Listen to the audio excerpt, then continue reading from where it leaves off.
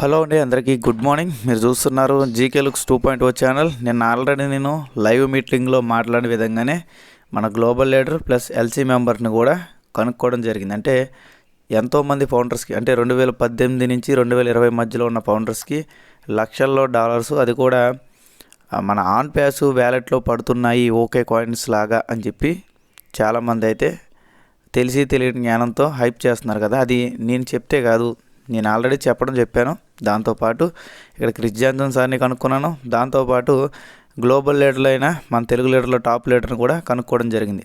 Okay, ఇక్కడ నేను కనుక్కున్న టాప్ లీడర్ ఎవరైతే ఉన్నారో ఆయనకి గతంలో 3 lakhs మంది యూజర్స్ ఉన్నారు, అంటే దాదాపు 3 లక్షల టీం ఉంది. ఓకే, అలాగే ఇక్కడ క్రిస్ జాన్సన్ సార్ అనే వ్యక్తి కంపెనీ స్టార్ట్ అయినప్పుడే ఒక 2-3 నెలల తర్వాత ఆయన జాయిన్ అయ్యాడు.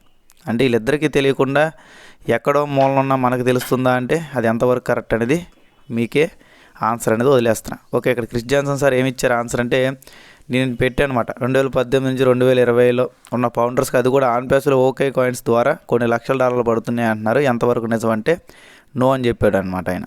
ఇది నిజం కాదు కదా అని చెప్తే ఎస్ అని చెప్పి పెట్టాడు, అది నిజం కాదు అని. ఓకే, గతంలో కూడా ఇలాగే ఒక 2-3 వారాల క్రితం 3 లక్షల డాలర్లు పడ్డాయని చెప్పి ఎడిట్ చేసి పంపించిన ఫోటో మనకు పంపించారు. అది కూడా వాళ్ళిద్దరూ ఫేక్ అని చెప్పారు. ఓకే, ఇప్పుడు ఇది కూడా ఫేక్ అనే చెప్తున్నారు. ఇక్కడ నేనేం చెప్తున్నాను, ఫేక్ ఇన్ఫర్మేషన్కి రియల్ ఇన్ఫర్మేషన్కి తేడా తెలియకుండా ఎవరికి నచ్చినట్టు వాళ్ళు మాట్లాడడం అనేది చాలా చాలా తప్పు. పోనీ వాళ్ళు మాట్లాడుకున్నారు, మధ్యలో నా పేరు ఎందుకు తెస్తున్నారో నాకు అర్థం కావట్లేదు. ఇప్పుడు నేను వాళ్ళ పేరు వాళ్ళ ఊరు తేనప్పుడు ఎందుకు నన్ను కదుపుకుంటున్నారో నాకు అర్థం కావట్లేదు. ఓకే, కాబట్టి నేను వాళ్ళలాగా మాటలు చెప్పే క్యాండిడేట్ని కాదు, విత్ ప్రూఫ్స్ ఆధారాలతో సహా బయట పెట్టే క్యాండిడేట్ని. ఓకే, అంతేగాని వాళ్ళలాగా నోటుకొచ్చింది వాగేసి నోటుకొచ్చినట్టు తిట్టేసే వదిలేసే క్యాండిడేట్ని కాదు. చూపిస్తే ధర్మయుద్ధం చేస్తా, అంటే ప్రూఫ్తో సహా మాట్లాడతా, లేకపోతే గమ్మును కూర్చుంటా. ఓకే, కాబట్టి మీకు ఒకటే చెప్తున్నాను, 2018 కాదు అంతకన్నా ముందు కంపెనీలో స్టార్ట్ అవగానే జాయిన్ అయిన వాళ్ళకు కూడా ఇప్పుడు దాకా ఎటువంటి రూపాయి కూడా కంపెనీ సైడ్ నుంచి ఇంకా స్టార్ట్ అవ్వలేదు. ఏంటి, కంపెనీలో చిన్న చిన్న పాపప్లకే మనం హైప్ చేస్తాం కదా. డబ్బులు పడితే సీఈఓ గారు చెప్పరా మనకి? డబ్బులు పడ్డేది కూడా సైలెంట్గా చెప్తారా?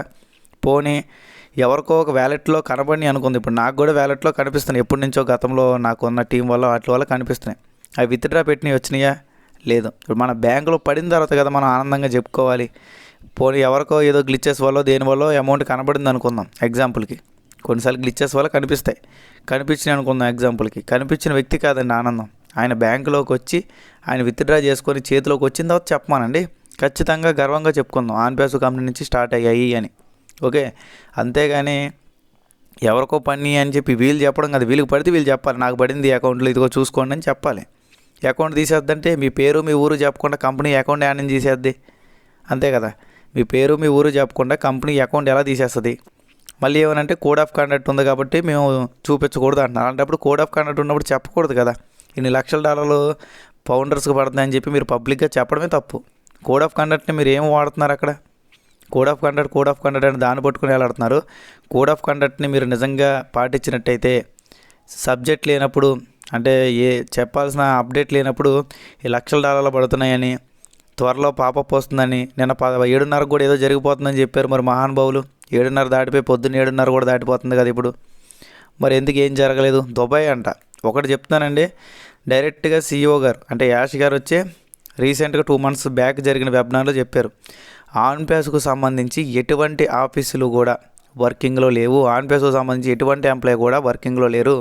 ఓకే, అలాగే విక్టరీ విద్యాకు సంబంధించి 2 కొత్త ఆఫీసుల నుంచే వర్క్ జరుగుతుందని నేను చెప్పాడు ఆయన. అంటే ఆన్ ప్యాస్కు సంబంధించిన ఓల్డ్ ఆఫీసులు అంటే హైదరాబాదు, సింగపూరు, దాని తర్వాత మనకు సంబంధించిన ఏంటంటే దుబాయ్, దాని తర్వాత ఖతర్, ఇవన్నీ కూడా 5-6 ఆఫీసులు ఉన్నాయి కదా. ఆన్ ప్యాస్కు సంబంధించిన 5-6 ఆఫీసులు కూడా క్లోజ్లో ఉన్నాయి. వాటిలో ఎటువంటి అప్డేట్స్ జరగట్లేదు. దానికి సంబంధించిన ఎవరైతే టెక్ టీం ఉన్నారో వాళ్ళు కూడా పని చేయట్లేదని బల్లగుద్ది చెప్పాడు ఆయన. మరి వీళ్ళు అది వినరా లేకపోతే నోటుకొచ్చింది వాగుతారా నాకు అర్థం కాదు. కానీ దుబాయ్ నుంచి మళ్ళీ ఏదో జరిగిపోతుంది అంటున్నారు. దుబాయ్లో ఆఫీస్ లేదని చెప్పి సీఈఓ గారు చెప్పారు కదా. ఓకే, ప్రపంచవ్యాప్తంలో ప్రజెంట్ ఆన్ ప్యాస్కు సంబంధించిన ఎటువంటి ఆఫీస్ లేదని సీఈఓ గారు చెప్పారు. ఓకే, నేను ఆ రోజే చెప్పాను, మీరు కూడా విన్నారు. బట్ ఏంటంటే కొంతమంది ఉంటారు కదా, అప్డేట్స్లో ఉండరు, వీళ్ళు ఊహల్లో మాత్రమే ఉంటారు. అలాంటి వాళ్ళకి ఇలాంటివి చెప్పినప్పుడు చేదుగా అనిపించవచ్చు. కానీ ఒకటి అర్థం చేసుకోండి, కేవలం మీరు బాధపడట్లేదు, ఇక్కడ మీ వల్ల కొన్ని లక్షల మంది ఫౌండర్స్ బాధపడుతున్నారు మీరు చెప్పే ఈ యొక్క ఫేక్ న్యూస్ల వల్ల. కాబట్టి ఒకటే చెప్తున్నాను, ఆన్ పేసు కంపెనీలో డాలర్లు పడుతున్నాయి. అది కూడా పాతగా జాయిన్ 2018లో జాయిన్ అయిన వాళ్ళు పడుతున్నాయి, 2020లో జాయిన్ అయిన వాళ్ళు పడుతున్నాయి అన్నది మొత్తం అంతా కూడా ఒకరు రూమర్ స్ప్రెడ్ చేశారు. ఎవడో చెప్పాడు, వీళ్ళు దాన్ని విన్నారు చెవుతో. ఓకే, వాళ్ళు మళ్ళీ ఏమంటారు, మీకు స్క్రీన్ షాట్ పంపించిందంటే కోడ్ ఆఫ్ కండక్ట్ అంటారు. అంటే నా దగ్గర డబ్బులు ఉన్నాయని నేను ఊరంతా చెప్పొచ్చు, కానీ నా దగ్గర డబ్బులు ఉన్నాయని చూపించకూడదు. ఇది కోడ్ ఆఫ్ కండక్ట్ అంట వీళ్ళ దృష్టిలో. అంటే ఊరంతా చెప్పేస్తే మరి తెలియకుండా ఉంటుందో చెప్పండి? ఎవడు చెప్పమన్నాడు అలాంటప్పుడు? చెప్పకూడదు కదా. డబ్బులు పని చెప్పకుండా గమ్మున ఉండమనండి. డబ్బులు బ్యాంకులో పని అప్పుడు కూడా చెప్పకుండా గమ్మున ఉండమనండి. కంపెనీ చెప్పుద్ది కదా. అంటే వీళ్ళు ఆగరు కానీ వీళ్ళు ఊరంతా చెప్పేసుకొని మళ్ళీ కోడ్ ఆఫ్ కండక్ట్ ఉంది కాబట్టి మేము చూపించట్లేదు, కోడ్ ఆఫ్ కండక్ట్ ఉంది కాబట్టి మేము చెప్పట్లేదు. మరి లక్షల డాలర్లు, మళ్ళీ $100-200 కాదు, లక్షల్లో డాలర్లు అంట. ఏం చెప్తున్నారు ఏంటి వీళ్ళకి అర్థం కావట్లేదు. $1,00,000 అంటే దాదాపు ₹1 కోటి ప్లస్ అండి. ప్రజెంట్ ఉన్న సిచ్యువేషన్లో ₹1 కోటి లోపు, అంటే 90 లక్షలు ప్లస్. ఇప్పుడు ప్రజెంట్ ఉన్న డాలర్ ప్రైస్ ప్రకారం కోట్లు కంపెనీ ఒక మనిషికే వేసేస్తే టీంలో ఉన్న లీడర్లకు ఎన్ని కోట్లు ఇవ్వాలి? కంపెనీతో స్టార్టింగ్లో జాయిన్ అయిన ఫౌండర్లకి ఎన్ని కోట్లు ఇవ్వాలి? ఓకే, కంపెనీ దగ్గర డబ్బులు ఉన్నాయి లేవని నేనైతే ఏం చెప్పను. ఎందుకంటే ఏది చెప్పినా మళ్ళీ మీరు ఫేక్ నెగిటివ్ అయిపోయావు, తొక్క తోలు అని చెప్పి ఏదో ఒకటి బురద జల్లుతారు నా మీద. కాబట్టి నేను ఒకటే చెప్తున్నా, కంపెనీ దగ్గర ఉంటే కంపెనీ ఇస్తుంది. కంపెనీ ఇవ్వాలనుకున్నప్పుడు ఇస్తుంది. మనం అడిగితే ఇవ్వదు, అలాగని చెప్పి మనం అడగకపోతే ఇవ్వడం మానేది. ఓకే, ఇంకా ఒక కామెంట్ అయితే నేను ఒక ఆయన పెట్టారు, ఎల్సీ మెంబర్స్ని ఇది ఫేకర్ ఇలా అని అడిగే బదులు డబ్బులు ఎప్పుడు వస్తాయని అడగండి అని. డబ్బులు ఎప్పుడు వస్తాయని నేను అడిగితే కనీసం రిప్లై కూడా ఇవ్వరండి వాళ్ళు. ఓకే, డబ్బులు ఎప్పుడు వస్తాయని మనం అడిగారు అనుకోండి, కనీసం రిప్లై కూడా అవ్వరు. లేదంటే ఏం చెప్తారు, యాష్ గారు వచ్చి అప్డేట్ ఇచ్చేదాకా వెయిట్ చేయమంటారు. ఇవన్నీ నేను ఆల్రెడీ పడొచ్చానండి. మీరు చెప్తే ఇదే కాదు, నేను ఆల్రెడీ ముందు నుంచి ఇవన్నీ చేసి వచ్చాను కాబట్టి చెప్తున్నా. ఓకే, ఇక్కడ క్రిస్ జాన్సన్ సారు మన తెలుగులో టాప్ లీడరు. ఇద్దరు ఎవరైతే అఫీషియల్గా 60 లింకుల్లో ఫస్ట్ మెంబర్స్ ఉన్నారో వాళ్ళ దగ్గర నుంచి నేను అప్డేట్ చేసుకొని మీకు చెప్తున్నా. ఇది కూడా ఫేక్ అని చెప్పారు అనుకోండి, వీళ్ళంతా బుర్ర తక్కువలు ఇంకా ప్రపంచంలో ఎవడో లేడని అనుకోవాలి మనం. ఓకే, ఎవరికైనా బ్యాంకులో పలానా ఆన్ పేస్ నుంచి డబ్బులు పడ్డాయని ఒక మెసేజ్ చూపించమని పోనీ. ఇప్పుడు వాళ్ళ వెబ్సైట్లోకి వెళ్ళి స్క్రీన్ షాట్ తీసుకొని చేసే బదులు బ్యాంకులో అకౌంట్లో డబ్బులు పడతాయిగా. ఇప్పుడు ఓవేరెట్లో కనబడిపోతున్నాయి, కేవైసీలు చేసుకొని బ్యాంక్ అకౌంట్లు రెడీ చేసుకుంటున్నారు. బ్యాంకులో పడగానే ఒక మెసేజ్ వస్తుంది కదా, పలానా ఆన్ పేస్ కంపెనీ నుంచి మీకు డబ్బులు పడినాయి అని. ఆ స్క్రీన్ షాట్ తీసుకొని మనకు చూపించమనండి. టెక్స్ట్ మెసేజే కదా. ఇప్పుడు టెక్స్ట్ మెసేజ్ అంటే మళ్ళీ మన వాళ్ళు తెలుగుగా ఏం చేస్తారంటే దాన్ని కూడా పుట్టిస్తారు. టైప్ చేసేసి ఒకటి నుంచి ఒకటి షేర్ చేసి దాన్ని స్క్రీన్ షాట్ చేసి చూపిస్తారు. ఈ తెలివితేటలు మామూలుగా ఉండవు, పనికొచ్చే తెలివితేటలు కావి. ఓకే, అర్థం చేసుకోండి. అలాగే ఒకవేళ నిజంగా మాకు డబ్బులు పడిపోయినాయి, బ్యాంకులో కూడా పడిపోయినాయి, నువ్వే అబద్ధాలు చెప్తున్నాను ఎవడైతే అంటాడో, నిన్న మొన్న కూడా నా ఛానల్లో నేను నా నెంబర్తో సహా చెప్పాను, దానికి వాట్సాప్ చేయండి. ఓకే, ఇప్పుడు దాకా ఎవరు చేయలే. ఎందుకంటే ఇన్ని లక్షల మంది, ఇన్ని వేల మంది మన ఛానల్ చూస్తున్నా ఎవడు మనకు చేయలేదంటే అది ఫేక్ అనే కదా. ఓకే, అర్థం చేసుకోండి. రెండోది వచ్చేసి Victor with Ash official YouTube channel ఎలా సబ్స్క్రైబ్ చేసుకోవాలని చాలామంది అడుగుతున్నారు. ఎవరికైతే కేవైసీలు అయిపోయినాయో, అంటే మీరు రిజిస్ట్రేషన్లు అయిపోయినాయి, కేవైసీలు అయిపోయిన తర్వాత లోపలికి వెళ్తారు కదా, లోపలికి వెళ్ళిన తర్వాత పైకి స్క్రోల్ చేస్తే ఇలా 3 వీడియోలు వస్తాయి. వీటి మీద వాచ్ అని కొట్టగానే, ఓకేనా, వాచ్ అని కొట్టగానే ఇక్కడ మీకు ఆటోమేటిక్గా యూట్యూబ్లోకి వెళ్తుంది. దాని మీద యూట్యూబ్ లోగో మీద క్లిక్ చేయగానే యూట్యూబ్ మెయిన్ ఛానల్లోకి వెళ్తుంది. అక్కడ మీరు సబ్స్క్రైబ్ చేసుకోవచ్చు. ఓకే, ప్రజెంట్ ఉన్న సిచ్యువేషన్లో చెప్తున్నాం కదండి, మనం జాయిన్ అయిన దాంట్లో కనీసం 0.5% కూడా సబ్స్క్రైబర్స్ లేరు. అంటే 5 లక్షలు 6 లక్షలు జాయిన్ అయినా 5,000 మంది సబ్స్క్రైబర్స్ కూడా లేరు అక్కడ. అంత దారుణమైన పొజిషన్లో మనం ఉన్నాం. ఓకే, కానీ ఇలాంటి రూమర్స్ మాత్రం స్ప్రెడ్ చేయడానికి ముందుంటారు. ఇది ఏం కొత్త కాదు మనకి, ఎన్నో నెలల బట్టి చేస్తున్నారు వీళ్ళు. ఎందుకంటే హైప్ అంతే, హైప్ క్రియేట్ చేయడం వల్ల మరి వాళ్ళకి ఏమొస్తుందో నాకేం తెలియట్లేదు. లేదంటే మనం ఆల్రెడీ గతంలో మాట్లాడుకున్నాం కదా, ఒకళ్ళ పేర్లు చెప్పుకొని ఇంకోళ్ళు ఏదో దొంగతనం చేసినట్టు చెట్టు పేర్లు చెప్పి కాయలు అమ్ముకున్నారు వీళ్ళు. అదేంటో మీకు తెలుసు. అమ్ముకున్నారు కాబట్టి దాన్ని కవర్ చేసుకోవడానికి ఇవన్నీ రూమర్స్ స్ప్రెడ్ చేస్తున్నారు. ఓకే, కాబట్టి ఇలాంటి ఫేక్ న్యూస్లు నమ్మొద్దు. నమ్మారంటే మీరు ఇబ్బంది పడతారు. ఎందుకంటే ఒకళ్ళిద్దరు అడిగితే నేను పట్టించుకోను. కామెంట్స్లోనే ఒక 20-30 మంది అడిగారు, వాట్సాప్లో 30-40 మంది అడిగారు.